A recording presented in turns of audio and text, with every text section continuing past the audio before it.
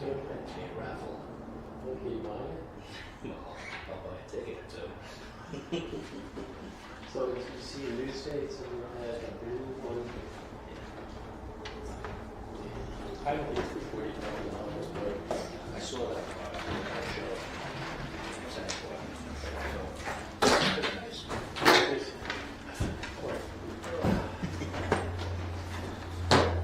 I like all the window shades. I don't know who did that, but they do look nice. I really.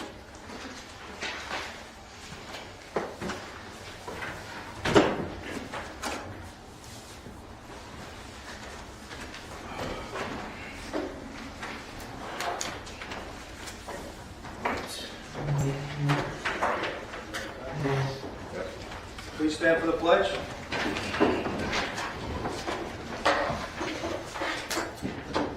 Pledge allegiance to the flag of the United States of America and to the republic for which it stands, one nation, under God, indivisible, with liberty and justice for all. Please remain standing in honor of those serving in the military.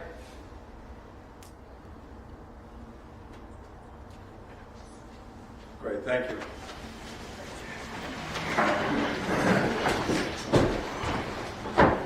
Just like to welcome everyone here tonight. Happy New Year to everyone. Thank you for coming. Make a motion to approve the previous board minutes of December 1st, 2025. Do I have a second? Second. All those in favor? Aye. Suffolk County Police, would you like to come up, please? Sure. Thank you for coming, officer. Thank you for having me. Officer Duran, I work in the 3rd Precinct. For tonight, I'm covering the area that covers Village of Brightwaters. Anybody have any questions? Nothing really happened last month. There was 3 arrests. They're not reoccurring instances. They're incidences that just happen to take place in the village. Operator intoxicated in an accident. Somebody fleeing from the 1st Precinct ended up getting caught here, and then there was a domestic assault, but those were all cleared out with arrest. I don't know if you guys have any questions for me as far as anything going on. Yeah, so is that the motor vehicle theft offense? That's a car coming So, into... yeah, so that vehicle was stolen out of the 115 in the NYPD. Officers in the 1st Precinct had it involved in the motor vehicle accident. I guess he took off. And then an officer ended up pursuing him. He ends up in the Village of Brightwaters, and then he takes off on foot, and he was apprehended. Nice. So, Yeah, I do have a question. So, Yes. December 7th, 8:30 at night, 476 Lombardi Boulevard. You're not, I'm guessing you're not going to have it there. yeah, no, I don't see it here. You had 2 what appeared to be drugged out people trying to break into the house, literally across the street from it. Like, people were sitting on the couch, they pop up to people trying to push their door. They get up, they end up having an altercation with the gentleman because I came outside. I was on the front yard with him. The wife called 911, told them, somebody tried to break in our house. They're out in the front yard with my husband and my neighbor, fighting, whatever. Said, all right, hold tight, police will come. About 10 minutes later, maybe closer to 20, PD showed up. They took information quick, went out, they picked the guys up. I know they did because I saw them. Okay. No contact was made with the homeowner whose house was attempted break-in. And I ended up calling for a little while. I finally got some information about a week later that that nothing was done. And they said that they were psych patients. They were brought back to their home, and I said, well, why were they not arrested for, attempted break-in? And I was told that we don't arrest psych patients. So, Were you working for that by any chance? what was the time again? I'm sorry. I was, 8:30. yeah, 8:30 at night at December 7th. I have to check the schedule just because. Well, if you don't know this, I mean, I would think... We alternate. I wouldn't notice the call. I'm just wondering if there's any issue. So you're the first one to talk about that when I didn't get told anything about that incident prior to coming to this meeting. I can have somebody at the precinct reach out to you. That would be great. As to why they weren't arrested. Yeah. If the officer that responded saw no criminality, as far as, maybe that's the reason why they didn't end up getting arrested, but I don't want to speak too much on it, just 'cause I didn't respond at You all. weren't there, that's fine. But yeah. So what would you consider, if somebody came to my door and tried to break my door in, and I told you guys and said, this guy tried to break my house, isn't that attempted burglary? Isn't that trespassing? So here's the Isn't thing. that property damage? I mean, there's three things right there. So was there actually property damaged? No, they just tried to push the door in, and they happened to be sitting on their couch and pop up, and then, like I said, there was a verbal altercation on the front yard, and then we waited with them, and then we ended up pushing them down the block because we wanted them off our block, and then I know you guys picked them up because I ended up getting in my car and calling the dispatcher and explaining that people were walking north on the southbound side of Fifth Avenue, walking in the middle of the street. I'm like, if you don't pick these people up now, they're going to get killed. To answer your question, here's the thing, right? Is there intent to break in and commit, a crime within for a burglary? Well, because you're not the judge here. No, I know, but You're the person that enforces my property for somebody that comes in and is trying to do bad thing. You Yeah. should be arresting them regardless, and then let the courts figure it out. If they get released again, they get released again. This is the problem. It's like we've had a lot of incidents where something has been said. I was part of one, and the cops weren't going to do anything, and I said, well, if you don't, we're going to go do it. So then they got involved with somebody who was stealing stuff by the library a couple of years ago. But if I don't understand why you don't Is it just arrest because them. if it's a psych issue, so does that take it off the board and make it a whole separate issue? But here's something I want to bring up, right? For example, somebody just hypothetically gets intoxicated, comes to your house thinking that it's their house, and you think they're breaking in. But in their mind, they think it's their home, right? They think they're home, for example. They think they're trying to get in. That's a scenario I'm going to give you. Okay, great, but they are breaking in. They're not trying to. They are trying to break in. It's not their house. Again, it's not your Exactly. decision to decide what their intent was.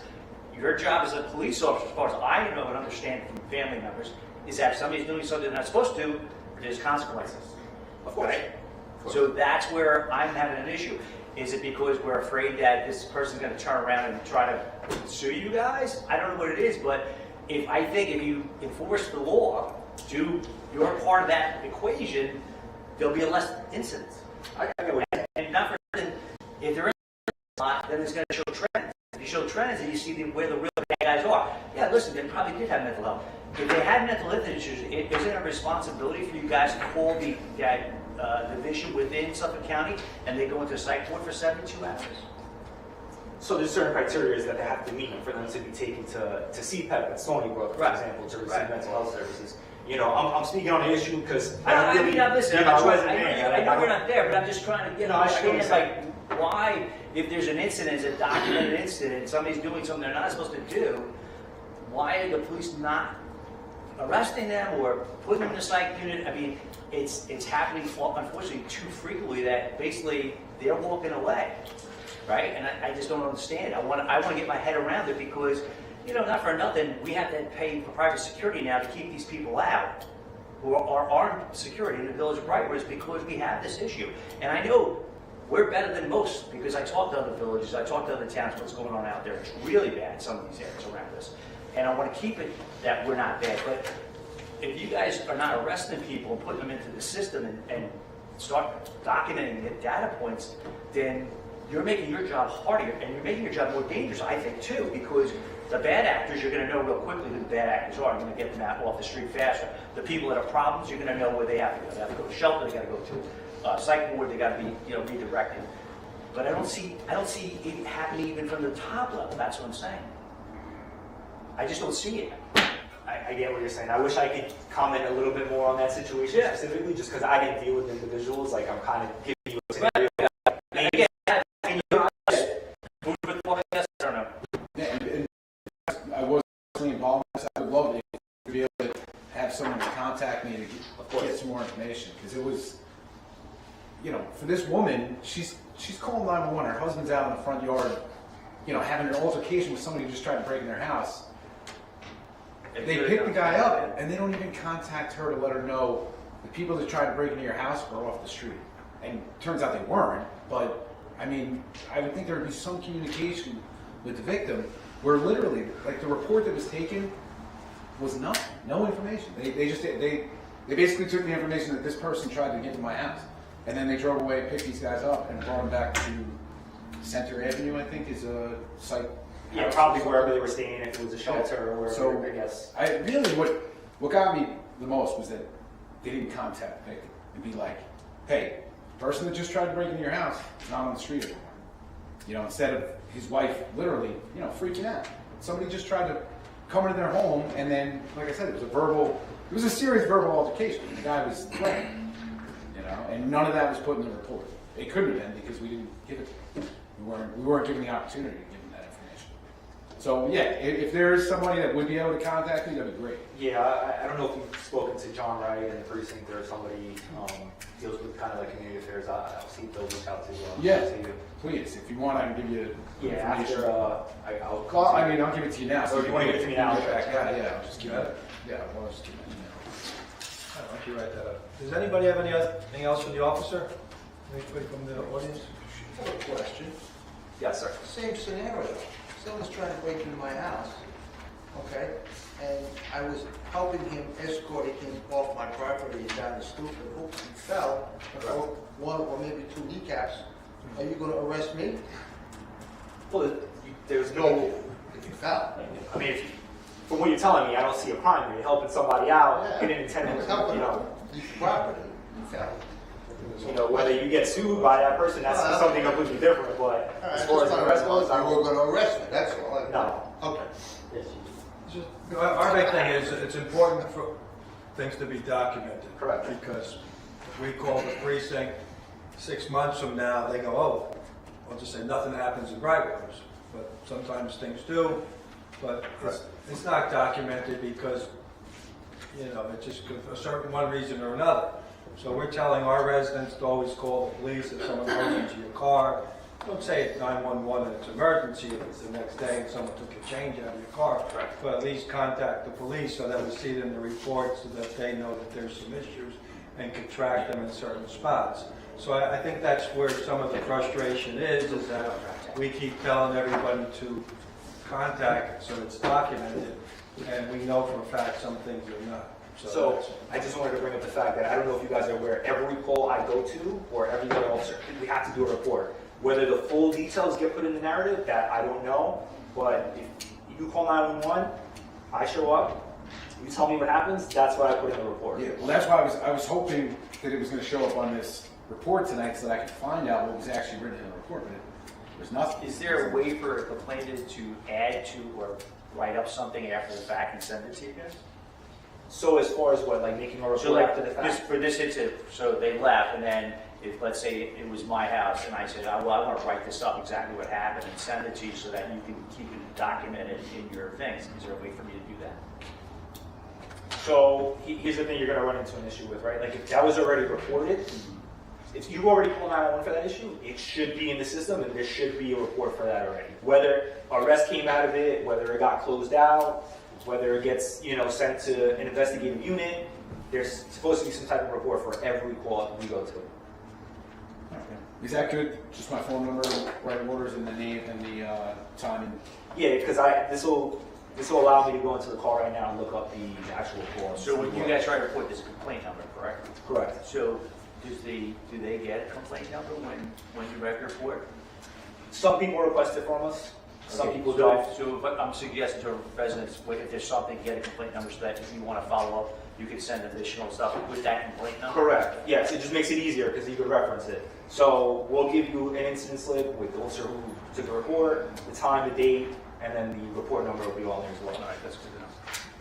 As far as the stabbing incident that happened in the end of November by the tracks, you familiar with that, where one guy got stabbed? Yes, I think I remember hearing about that. Yeah, you know, I think they did arrest all the people who were involved, I I think believe. they were up to 4. I believe so, yes. Sorry. Our thing was to make sure that we tell the residents it wasn't a gang of kids who decided to come into Brightwaters and just pick a random person to stab them. It was a confrontation that they had called the people, they met to get into a fight, and unfortunately one had a knife. So All right, there's nothing new else as far as that incident is concerned? Okay. Not that I've heard. Anything from the residents? Any questions? Okay, great. All right, thank you. Officer. Yeah, thanks. Be safe. Sorry. Yeah, guys, have a good night. Thank you. No worries. Be safe out there. Okay, reports of the mayor and the trustees. Trustee Fawcett? Thank you, Mr. Mayor. Obviously, we did our security report. We're turning the page in 2025, 2026. We're looking at budget. We have a lot of things that we have to really kind of take a look at. We have 3 contracts we're going to negotiate this year. One with the fire department that's here. We also have our garbage contract. We also have the DPW contract. Ambulance is pretty much on even keel. We don't have to renegotiate that. We did a good job of saving the residents, I think $75,000 a year annually with that contract. And then we have to look at what the infrastructure, our roads, I've been trying to take notes of like which roads actually have to be done. I think the youngest roads were the roads we did last summer, but besides that, I think all of our roads are over 10 years old. And the cycle of most roads is 10 years. So we need to start looking at what roads we can do, what monies we have. And then we have a lot of committees, we have a lot of volunteers in this village that want to do different things. We have a choir, we have our big group, we have our ladies in the back that do an amazing job with the planters. Want to make sure that they have money so that they can do their projects, keep the village as pretty as it was. This Christmas was spectacular with all the plantings they did all over the village, and especially down by the gazebos and on the Cascades.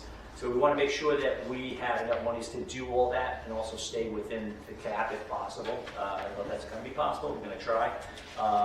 And then also look out 3 to 5 years. Our equipment that we have in our DPW, we did a master plan about 3 years ago. We're so far behind on what equipment we're supposed to buy, so we have to speak to DPW and Mike and see what equipment they need. They do an amazing job keeping the village as clean as possible and clearing the streets with snow.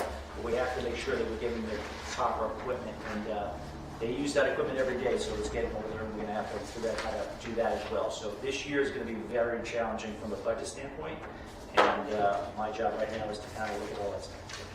That's it, Mr. Mayor. Thank you. Great, thank you. Trustee Pettit? Yeah, so as far as crime and traffic and all, the holiday season was relatively uneventful in the village for crime.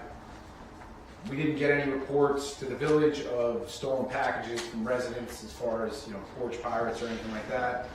Nothing showed up on the police report about it. A stop sign was approved for the corner of Ackerson and Iroquois. If any village residents are looking for a stop sign at their corner or intersection, send a petition to Village Hall. We're also looking to hire a new code officer. If any village residents are interested, please contact Village Hall. Okay, we had one code officer. Today was his last day. He does the Sunday days, and he does, I think, 3 afternoons, 4 to 12. So we're going to be reaching out, sending something out to the residents to see if anybody would be interested in doing that, being trained to do those hours. We are short guys, so we might be hiring 2 guys, so that way we have an extra one. So we'll start looking into that. Okay, great. Thank you. Trustee Del Vecchio? January events. We have January 7th, the Brightwaters Historical Society will be holding their first meeting of the year featuring the photographer John Lazaro, who does a lot of urban photography. He'll be there answering any questions and also showing his techniques. Then we also had on January 24th, the Polar Plunge down at Walker Beach.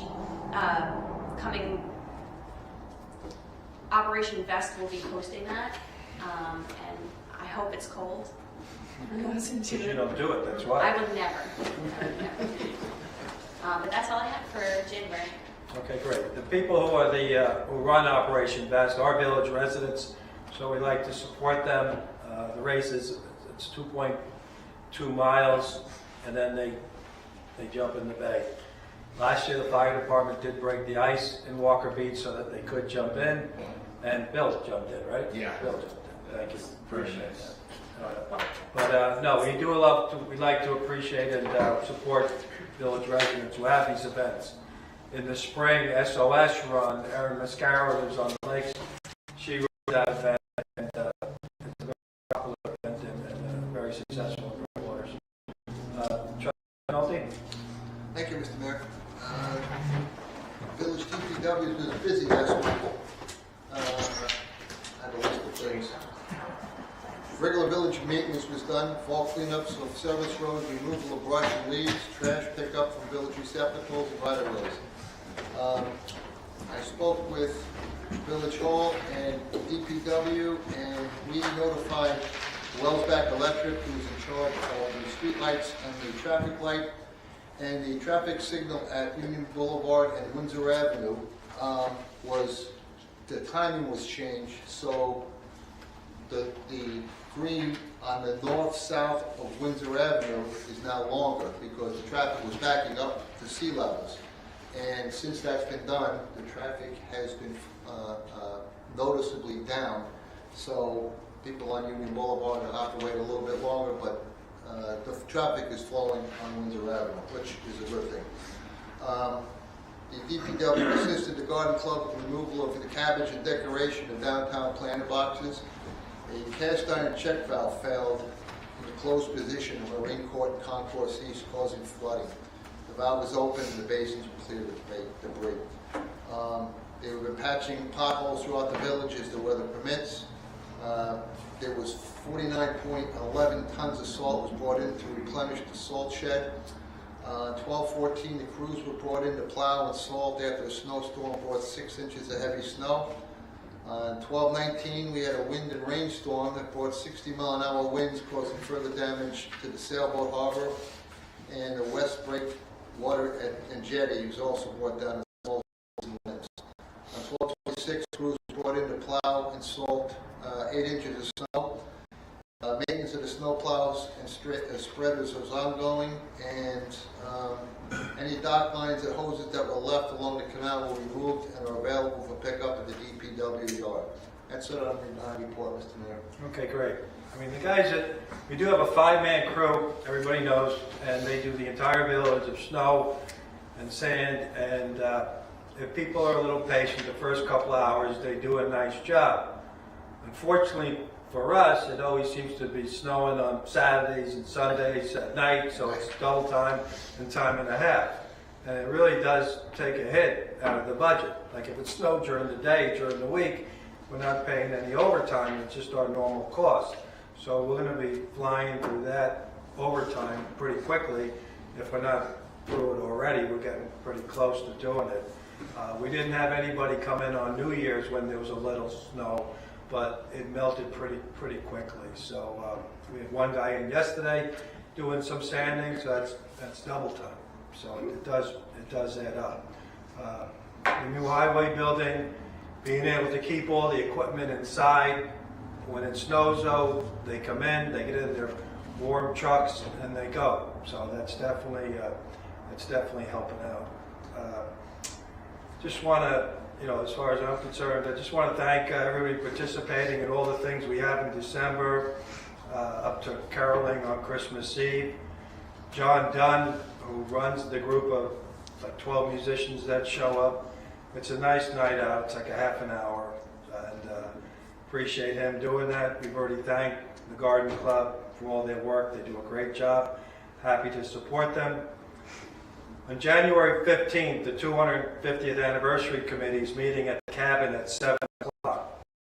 We have a lot of our events set up already, so we're going to be starting to work on planning for that as we get into the spring and the summer. So you're going to see more and more of that. If people are available to come to that meeting and just be part of it a little bit, part of it, that would be great. Again, we did mention the new code guy. We've reached out in the past for different code guys, and you definitely get an eclectic group of people applying for the job. So if we could hire a couple of people in-house in the village who are readily available to come in, I think that would be helpful. I believe we pay 20, 21 now an hour for that. Yeah. So that's what the job pays. We have to keep ahead of minimum wage, right? Since the minimum wage keeps going up. So our guys keep going. Do we offer flex positions like college kids that are local?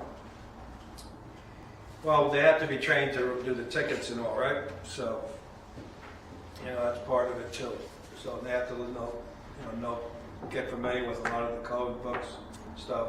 So if people want to do it and learn to do it so that they can do it during the summer and other times, that would be great.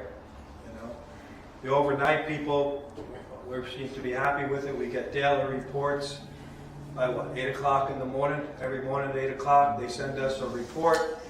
Anybody who walks in the village that they see at night when they're here from 11 to 5 in the morning, they stop and talk to them. Where you going? Where you going? Where you going with this, that? So they are doing what we had hoped for them to do. And as far as we know, maybe cars have been gone into, but we're not seeing it on the reports. We're not hearing it at Village Hall. So I believe Nothing like last year. Yeah, I mean, We were getting inundated. it's their car, it's their gas, so it's saving on wear and tear on our equipment. So our highway foreman isn't here tonight. He got called for jury duty, and it's grand jury duty. So he's probably going to be gone for about 3 weeks. So not good. So, just make it work. Okay, that's all I have on my report. All right. The next thing is the Bay Shore Fire Department. From the fire department, Gary, Gary Arnold is here. I don't know what your title is or what you want to be called. Commissioner, one of the commissioners, one of 5. Yeah. So, Mr. Mayor, I can make a motion to Okay. open the public hearing. I make a motion to open the public hearing. Do I have a second? All in favor? Aye. And if you state your name again for the record, please. Gary Arnold, Commissioner for the Bay Shore Fire Department. Do the residents have his stuff, Nicole? Yes. So all the residents have all the numbers and all their increases and their costs that they have. So, sorry, Gary. Yeah, no problem. First off, happy New Year, everybody. I'm happy to answer any questions you may have. It's never good news when you see a 10% increase in terms of year over year, but unfortunately, that's where we're at. That 2% cap that we were under since 2012 really put us behind the 8 ball in terms of accruing capital funds and stuff like that. You mirror that with the expansion of Bay Shore, what's gone on in Bay Shore with the expansion of the hospital, all the apartments. We need to build those capital reserves, and that's what this is part of. I don't mean to interrupt you. Can you guys hear Gary back there? Was that really? Do you want him to go sideways? Yeah, maybe if you can turn your podium that way over there, and so you can face kind of the board and the public. How's that? Wait, we get you. Can you hear me? Have you guys, since you have so many more apartments and I know at least 2 big apartment buildings coming, maybe even more, are you required to have more equipment, more people on? Is there any requirements that Well, you guys have to do to meet the demand that you might? yeah, well, let me give you some facts first, since you mentioned 2. And by the way, this document I'm referencing is a document I'm using with Northwell, right? We're trying to get funds from Northwell to help us with the additional equipment we need to service the hospital, right? The town of Islip did a terrible job in communicating with the fire department when they did the expansion of the hospital. Nobody came to us and said, what kind of equipment is needed to get into the parking garage? How high can your equipment go? Right? I mean, basic questions that were never asked in the fire department. But you mentioned 2, right? If you look at the number of projects in this town, they range from 2-story to 6-story buildings, from 4 apartments to 400 apartments. I mean, I have 2 full pages, 2.5 pages of additional apartments that have gone up in this town in the last several years. Right, so it's not 2. Yeah, I know there's 2 that haven't been built yet. And there's 2 that haven't been built yet. Right, Yeah, right. Yeah. Wayside fence property. Oh, and that's coming too. It's actually free. Right, yeah, 3. So, why did we land here, right? I mentioned the 2% cap that we were under for a lot of years, right? that put us behind the eight ball. I'll give you some examples here. And residents of Broward should be familiar with this, right? If you look at the increase in the cost and build times for apparatus over the last 7 years, a 100-foot tower ladder truck that could have been purchased in 2018 for $1 million, it took 18 months to get that truck. Now it costs $2.25 to $2.5 million, and it's taking up to 4 years to build. Right? That's just one example of the costs that we're under. I could give you, 15 more categories where the costs have just gone through the roof. Right? So unfortunately, we have to pass that along to the town that we support. So Gary, so I'm going to be the bad guy. Yeah, that's okay. We're friends, so no, Yeah, nothing yeah, personal. no problem. Why is Brightwater is paying this additional cost when we are not asking you for anything more than what you've done in the last 50, 60 years? Well, unfortunately, the increase that we're experiencing, we have to spread over the entire community. Right, but it's We can't say we're not basically- giving it to right ones. But the expense that you're mentioning, what you're specifically mentioning is to come with the departments, well, not Brightwater. I'm not saying that you, you're not saying that anything you currently do requires anything new for Brightwater. Right. What you're saying is for Greater Bayshore. Unfortunately, it's the Bayshore Brightwater's fire department. Right. Why do we have to pay for that? Listen, that's a fair question, but the way that we do it, we spread it across the entire community. Right? We're not going to say, Brightwater's only has 2 apartment complexes going up, or 1, right, versus Bayshore. So Bayshore is going to bear the burden, right? What really should be done is the town should go to these builders and factor in what additional equipment's going to be. Absolutely. 100%. That's what should be done. We shouldn't have to figure this out.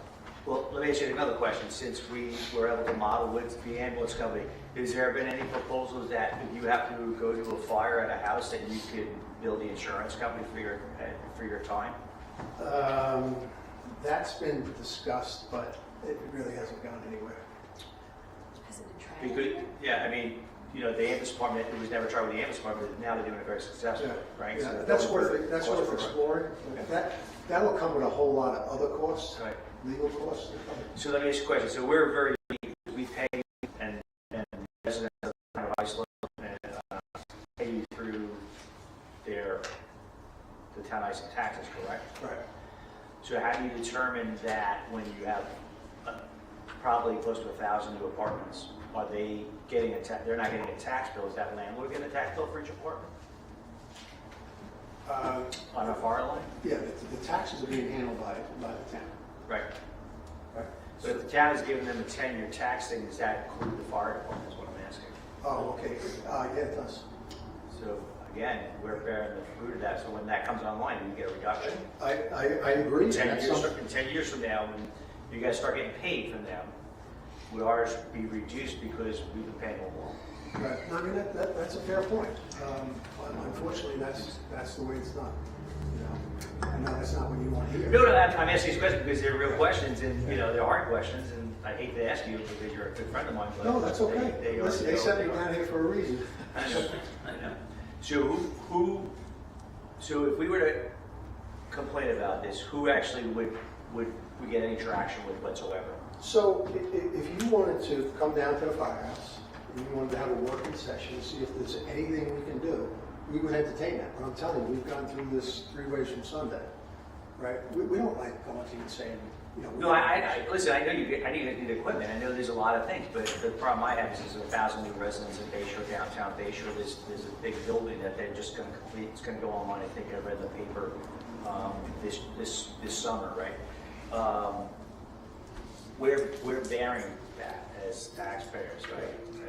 And I don't think it's fairly being burdened on us. Like we're not asking for anything to do. They are. right. That's the problem. That's where I see the problem. Like, why is the village residents paying for something that, first of all, we have no say in? Like, you feel this too because you had no say with the town of Iceland, right? When they started doing this, you guys were never included in those conversations. Well, we're never included in conversations about why is now we have to pay 10%, it's 10% over 10% over 10%. Now next year it's going to be another 10%. I don't know. Right. So like at some point we got to say, hey guys, this, come on. Last year we were like, all right, we get it. you got new equipment, you gotta get X, Y, and Z, but now come back with another 10%? Right. So where's it in? Yeah, no, I get it. You know what I mean? Valid, But I'm just trying to say, where is it, we can have a conversation, is it with you, is it with the town of Islip, is it with Albany? Who is it that we have to have a conversation with to say, hey guys, this is unfair. Why is this, how can this happen? And how do we get a voice so that we can at least shut this off for next year, if nothing else? Right. Well, I think, why don't we do this? Why don't, I think ultimately it it has to happen at the town level. Right. But, we would go to the town with you guys, right? Because I'm not standing here Well, maybe disagreeing. we would go to the town together and say, hey, Right. you gave them a 10-year tax break or whatever tax break it is, you need to now fund that back to the village of Brightwater so that we can pay them. Right. Because now by giving them a tax break, you're unfairly taxing us. Right. Well, they should have never given the tax breaks that they gave to Right. the builders. I mean, that was ridiculous. So I mean, without any foresight into correct. infrastructure that's needed to support that building. I mean, it's a shitty situation all the way around here, right? Because you guys got to do what you got to do because you need to do it. We're getting killed because you now are, what percentage of our budget is the fire department now?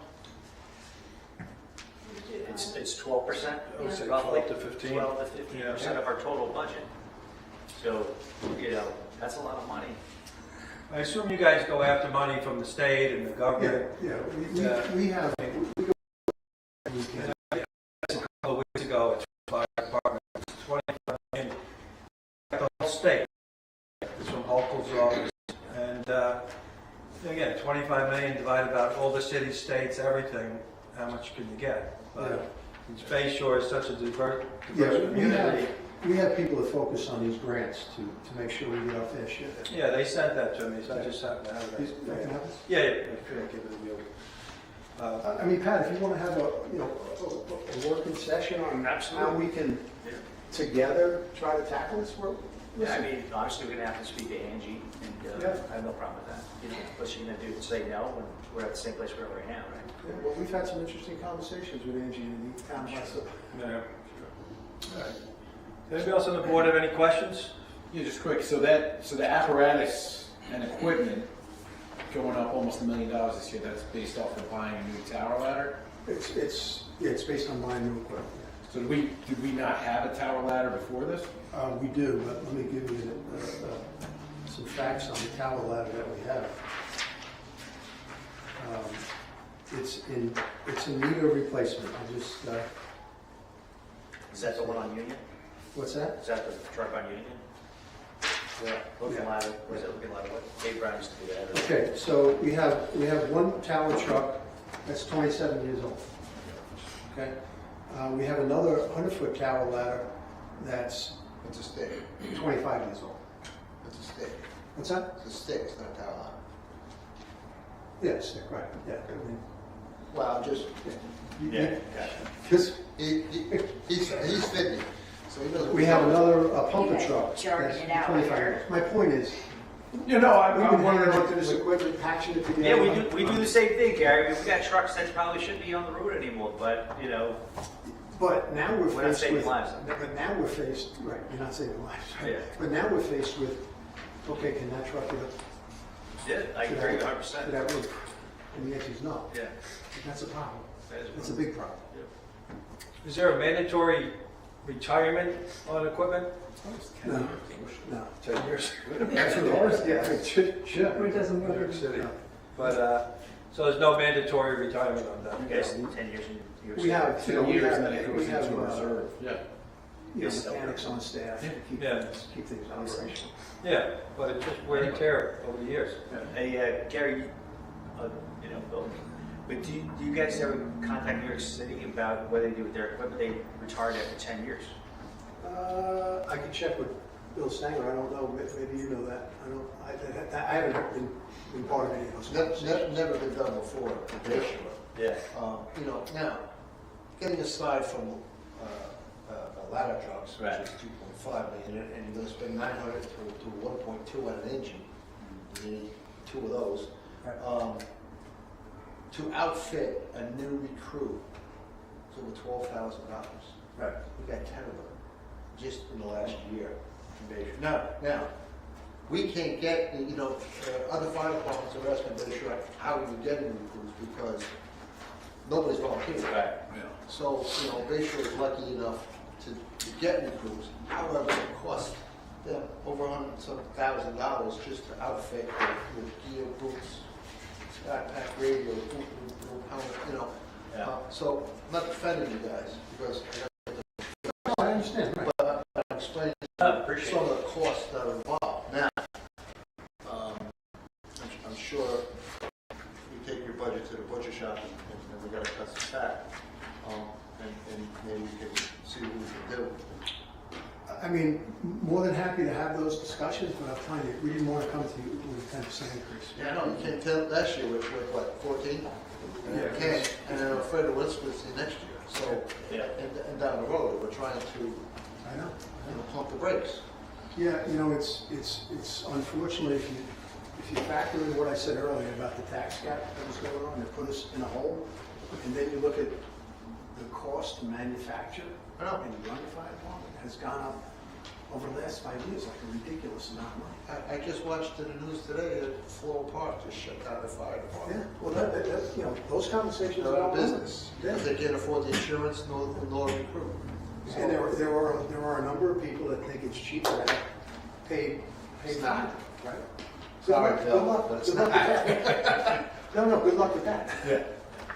Yeah, I thought that was the whole goal, is to eventually push out all the volunteers. I think maybe at some point it might be a hybrid model. there's a bunch of places. But I don't know where that's, this way you have people on site, that can respond. But, that's years out, I think. Yeah. As far as the real property taxes, those are property taxes for the firehouses? Yeah. And there's, Yeah. what's the tax exemption like for that? Like, there's no tax exemption for a volunteer fire company? So $3 million a year, wow, that's crazy. Can the fire department come in not-for-profit? Can the fire department come in? No, we run as a not-for-profit. But Yeah, that's are why- you that's why I'm surprised that's- actually not-for-profit, like legally? If you have not-for-profit status, if you have I know we not-for-profit operate- status, then Yeah, I you don't know about should the not be actual. paying Yeah. property tax. We're not a registered not-for-profit, but we operate. Maybe register as a not-for-profit, Yeah. save the property tax. $3 million a year. Yeah. Property taxes, so yeah. Yeah, okay, so we do that, guess what's gonna happen to you guys? Yeah. They're gonna make that tax base up, they're gonna spread it across the rest of the town. I don't think it'll be a 10% increase to us though. Well, we gotta make sure we don't show up here next year with 10% increase. Does anybody else on the board have anything before the residents? Any residents have any questions for Gary? I just wanted to know, who gets the 10% reduction? Who's getting that? You mentioned something about. No, so when they built the old Toro, whatever, what is it called now, Bay, what is that thing called? Shoregate. Shoregate, when they built Shoregate, they gave them a tax break so they don't have to pay taxes on that building for, I don't know exactly, but I think it's at least 10 years. The county and town gives them Oh, tax okay, incentives. okay. So to the bill. Yeah, okay, I understand that. So You mentioned that. so by giving them the tax break, there's less money going into coffers for the fire department, because they're not getting any of that money. So now that increase unfortunately falls on us. So, Jennifer? Hi. With respect specifically to Northwell, I would imagine West Islip is probably in a comparable position with the expansion of Good Samaritan Hospital. Have you had any conversations, like I know you're talking about maybe taking this to the town level, maybe the hospital centers, given their size and their equipment needs very specific, maybe that needs to be a little bit like broader, like maybe it's shared equipment, if that's a possibility, or maybe it's funding it differently and having that be almost its own budget, because both of these hospital centers now are huge. Yeah. And I can't imagine, I grew up in West Islip, my dad volunteered my whole life there, he was a fireman, then he was an EMT, so I imagine it doesn't live there anymore, but the equipment needs are probably very similar for Good Sam. And all over Long Island, you see these huge renovations, emergency centers, like talk to our colleagues in West Islip. West Islip is similar from a hospital standpoint in terms of the expansion of the hospital, but very different from Bay Shore because they don't have the departments that have been added to the community, right? But we have had discussions with them. We are meeting with the executives at Northwell to see how they can help us, right, which would offset the financial burden of the community, right? We haven't made any progress yet, but we're going down that road. So I appreciate the comment, and maybe what we should do is go back to West Islip and see if they want to team with us, right? And we could support that. If one of these centers goes on fire, you're gonna be calling them. Oh, we're going to be there, right? No Right, question so- about it. And we work hand in hand with West Yeah. Islip. Yeah. So good point. That's a good question. Rich? With regard to Northwell specifically, do you have any conversations or do you have access to their insurance company? Because if their insurance company puts pressure on them to have better equipment to cut their insurance costs or they're not going to insure them, that would give you a lot more leverage in terms of getting money from them. Mm-hmm. That's a very good point. And that's something we could bring up with Peter Hoffman, who's on the board. I don't know who their insurance company is, to be candid with you, but that's also a good avenue. Anything we could do to have leverage is Well, for the insurance companies, if they say, we're not going to insure you unless you have this equipment and you're going to have to pay for it, Yeah. that's huge leverage. Yeah, I'll make a note of that. Okay, any other questions for Gary? Make sure your fire detectors have batteries in them. Yes. You have your carbon monoxide detectors, okay? That's your public service That's my announcement. public service announcement. All right, thank you. All right, thank you. Make a motion to close the public hearing on the Bayshore Fire Department. Call me up and we'll sit down and brainstorm. Absolutely. All right. All right, thanks, Happy New Gary. Year, everybody. Good night. Happy New Year, buddy. Thank you. All right, I make a motion to close the public hearing. Do I have a second? Second. All in favor? Aye. All right, the next thing on the agenda is most of you know, Jeannie Perkle has retired. So Kristen French moved from being the court clerk over to the deputy clerk, and we had to hire a new court clerk. So the court clerk we hired, I believe she does Solitaire also? Yes. Okay. So she just started today. Well, did she officially start today? Turn the camera off. She started today, but anyway. I'd like to make a motion to appoint Heidi Margolin as part-time clerk at the hourly rate of $24 an hour. Do I have a second? Second. All those in favor? Aye. The next thing is the payment for the speed humps. To date, I think we've only gotten one complaint in writing in Village Hall about the speed humps. We thought we were going to be inundated with complaints, but as of now, a month and a half later, 2 months later, we've just gotten one person. We still see people going over these ones by the park at 35, 40 miles an hour, but they only do it once and then they learn. So it's just a shame, but we think they're working out so far. So, They survived this first big snowstorm too, so that's a good thing with our plows. yeah. And we've gotten multiple emails on the positive end. Yeah. Right. You know. Right. So I guess we have to pay these guys, right? All right. So make a motion to pay Fifth Avenue paving $12,775 from capital funds for speed humps throughout the village and warning lines before speed humps on Windsor. Make a motion to pay. Do I have a second? Second. All in favor? Aye. That came out of our too, right? Yeah. I didn't apply for that yet. Okay, but it's going to come out of our road money. The next thing was City Park. The town of Islip has given us $25,000. Every year they ask us if we need it for certain projects. So on the east side, on the west side of the cabin is outside storage room that we want to convert to a handicap bathroom, and we put out the plumbing numbers. The plumbing's the big number. They're giving us $25,000. It'll probably cost us $23 to $24 when everything is done. So this is just to start the ball rolling. We haven't set any times on when the bathroom will be open yet. That's for further discussion. But we just want to get the contracts going, and then we'll work out that later. So I make a motion for permission to hire Herbert Plumbing and Heating. The plumbing contract for the new ADA outdoor bathroom at Wasippi Park for $14,798. Make a motion to hire. Do I have a second? Second. All those in favor? Aye. Anyone opposed? So, Can I make a comment? Yeah. yeah. Before you go ahead with this project, I don't know, I mean, if you give it much thought, you know, it's been 40 years in law enforcement, 32 in NYPD, the rest of the public safety director for the town of Huntington.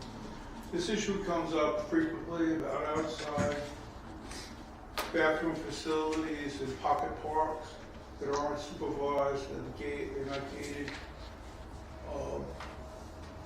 You're going to potentially draw people that you're not going to want in the park to the park. Mom comes with a kid, she takes him home, puts him in the car, comes back later. You're going to draw people that are going to hang out with a lawyer in the park. I guarantee you, without batting an eyelash, that it's going to be a problem. And I've recommended the Parks Department in Huntington many, many times to avoid this. And it happens. There's winds up with needles in the park and junkies using the bathroom. Well, the one thing that's a big helper there, Ken, is the cabin is surrounded with cabins, light all the time. And if we have set hours between 10 and 5, and we have code enforcement on at all times, don't you? What are they going to lock the doors at night? Yeah, it's 5 o'clock. Right now, my thought is 10 to 5. It's All right, then you still got to worry about the daytime. We're gonna primarily going to be using it in the summertime. No, I I'm disagree with just that. worried. Yeah, I'm just I think the worried. park, last year about a dozen times I opened up the cabin for people to use during the day, because when the park is packed with people, if I ever stop in the cabin, the first thing someone says is, can I use the bathroom inside? Between the tennis, the grandparents, the parents, and the kids, there's people who go to the bathroom, and if they don't have the cabin open, they're using the trees and they're using the little area in front of the storage room to go to the bathroom. So it's a constant issue, and again, Well, people expect you to give them the key and open the bathroom for them. You've got to keep asking for it. well, again, there's I not don't going know. to be.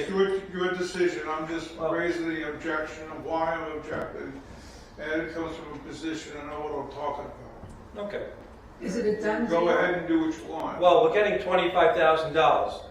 If I'm not going to take $25,000 to have a free bathroom outside that we could use for events, for the camp, and for future use when the park is crowded, then I would be an idiot not to take it.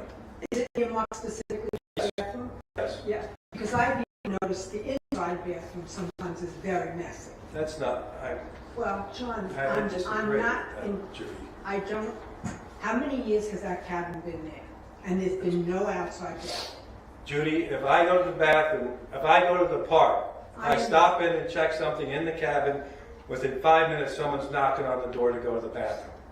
Grandparents are always asking, kids are asking, people playing tennis courts are always asking for a bathroom.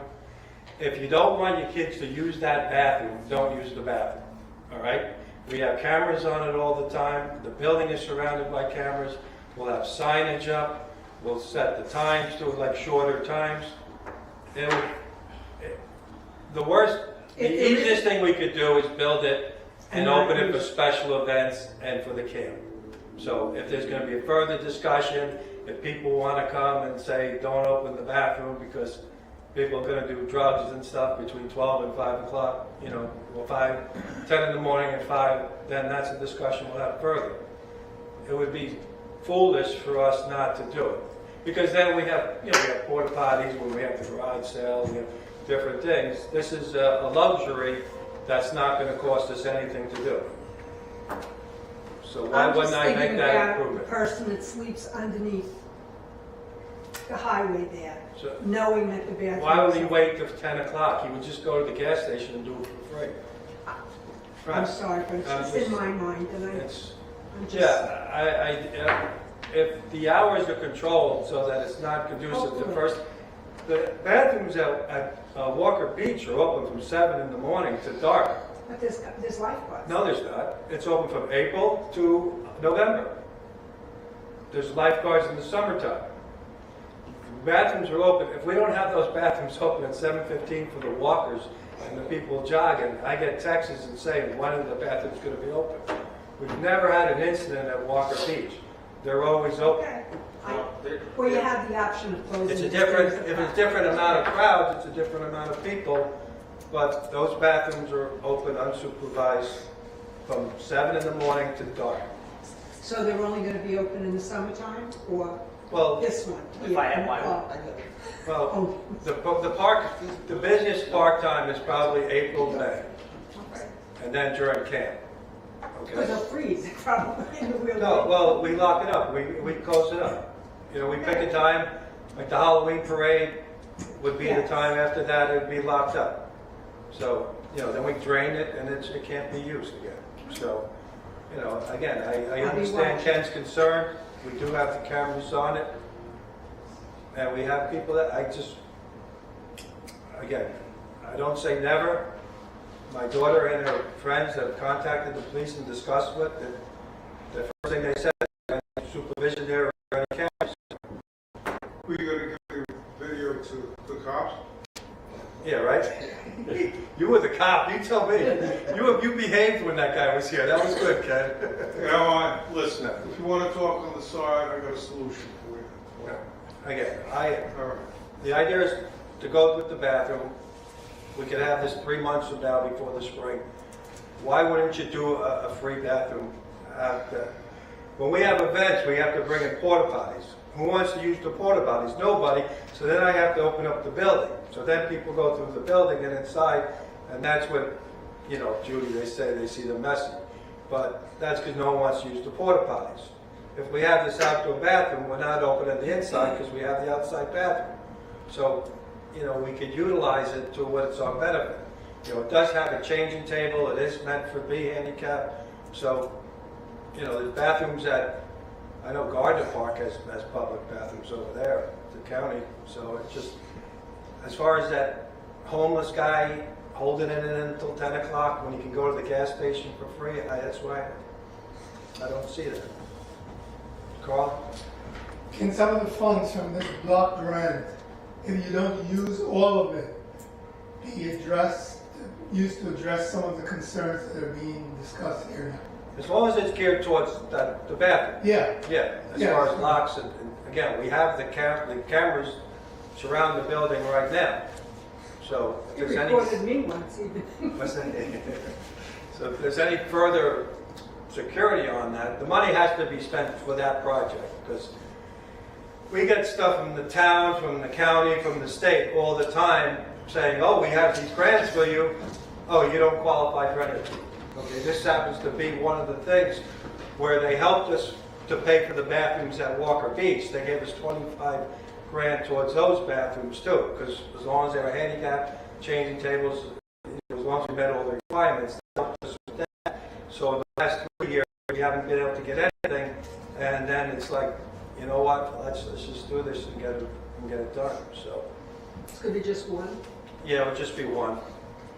And I don't think anyone would object to having the bathroom during the camp time, or the ice cream social, or the garage sale, or any events where you would not have to get the porta potties. Then it would make sense. I think you're going to get a lot of pushback, the 9 to 5 idea. yeah, I want to hear that pushback, because I want to hear the people saying they're against grandparents, parents, and kids using the bathroom when they're at the park.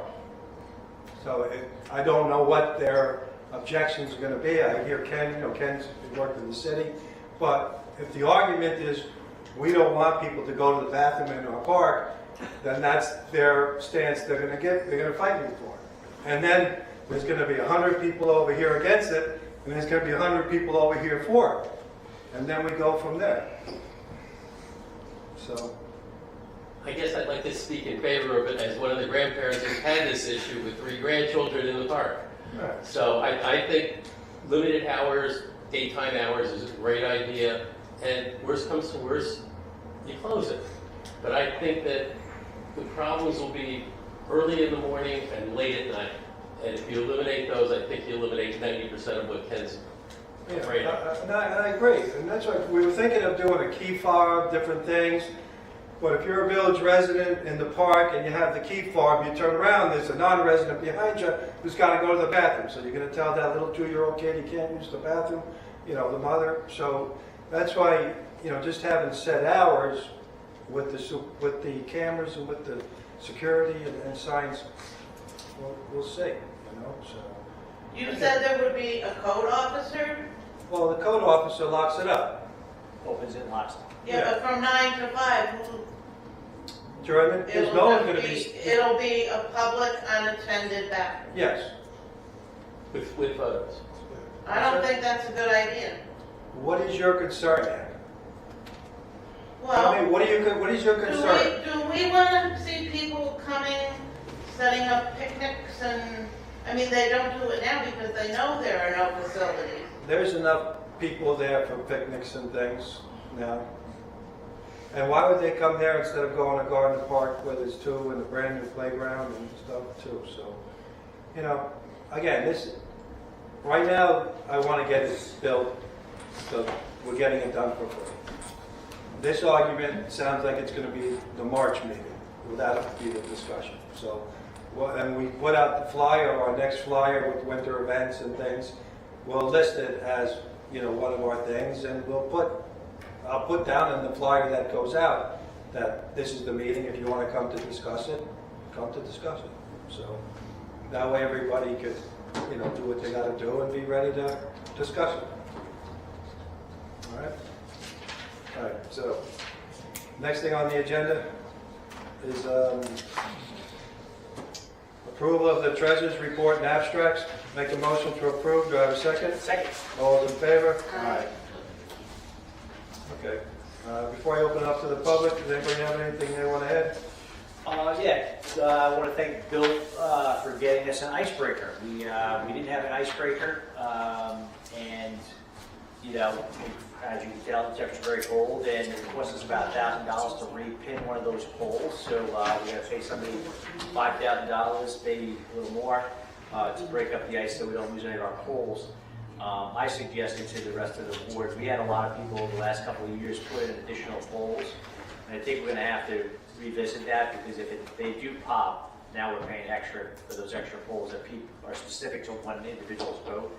We don't charge them extra per foot for those extra poles. We make them pay for them to put it in, but if they do pop out, we're now on the hook to put them back. So we're going to have that conversation, but thank you, Bill, for finding somebody. I asked everybody I knew, I asked a bunch of people, and everybody came back and said no, they couldn't do it, so thank you, Bill. Just have one more thing though too. Last year, I know Jennifer was involved in it. We had Save the Great South Bay. We had the oyster crates at Walker Beach. We had 10 crates. They did real well. They did a nice presentation here. Didn't say anything about that they were looking for a donation, and just before they started, they said, oh, by the way, we're looking for a $2,000 donation also from the village. So they want to use our property, store the stuff at our thing and all, but they wanted $2,000 from us.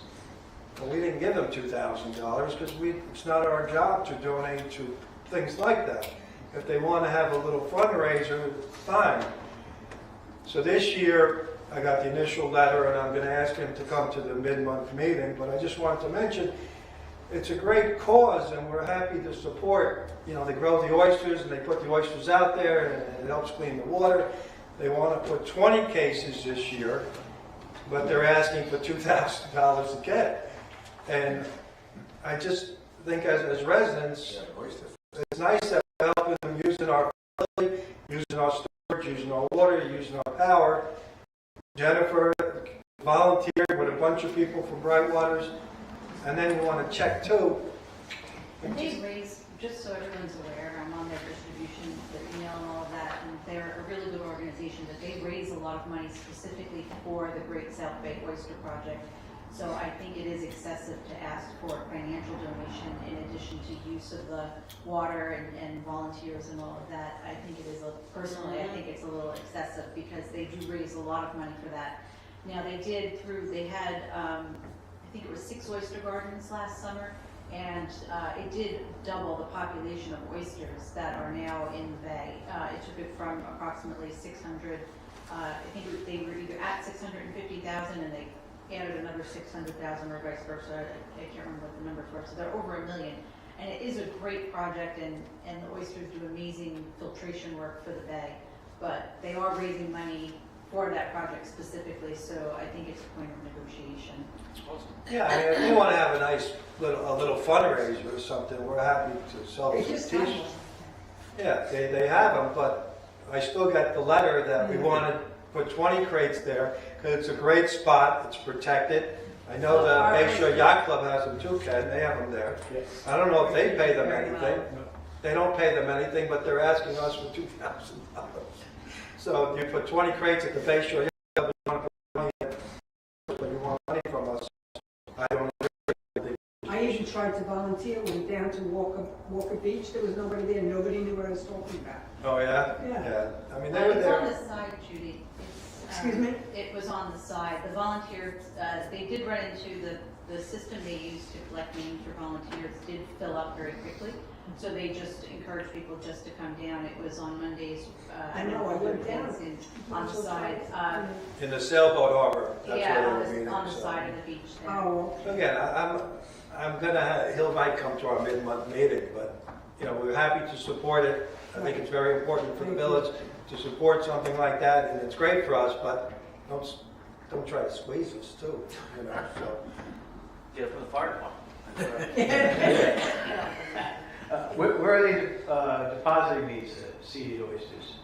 They have 4 reserve beds out in the, they don't tell you specifically where they are because they're trying to protect them from Okay, harm. so they're You being go out- deposited someplace in the bay? Yes, there are 4 Where reefs out in the bay. presumably the people that harvest oysters can harvest them? No, they're okay, in it's protected restricted. areas. They're in restricted, protected areas. If they are being harvested at all, they're being poached. Yeah. So. Nobody does that. This is not farming. Nobody does that. I didn't officially open it up to the public, but. Sorry. Like a open to the public, I have a second. Sorry, John. No, okay, go ahead, Mark, sorry. You want to say you're donating $2,000 to the Saving Grace South Bend? No, I give a couple hundred. Rich is I'd doing the give them money too. Yeah, so I'll talk to them, and if they want to organize something, fine. Is there anything else anybody needs to discuss? We know the bathroom is going to be a continued discussion, but I just want to get it now so that at least it's built and ready for camp and all in the future, so. All right, Judy, Sally's here. Judy does photos with Santa every year, and we keep giving her encouragement to come back every year, and I I appreciate can't that. stop, I love it, I'm addicted to it. Ed keeps saying, when, Judy? Never. No, thank you, and I even appreciate everybody coming tonight, and Happy New Year to everyone. I make a motion to adjourn, do I have a second? Second. All those in favor? Aye. Nicole, when do we have your working? Tuesday, tomorrow. So is that the 20th? It's the 20th. Big days, I think. Yes. What is that? So what else? Yeah, but, seems like actually just No. leave it over. Tuesday, 20th.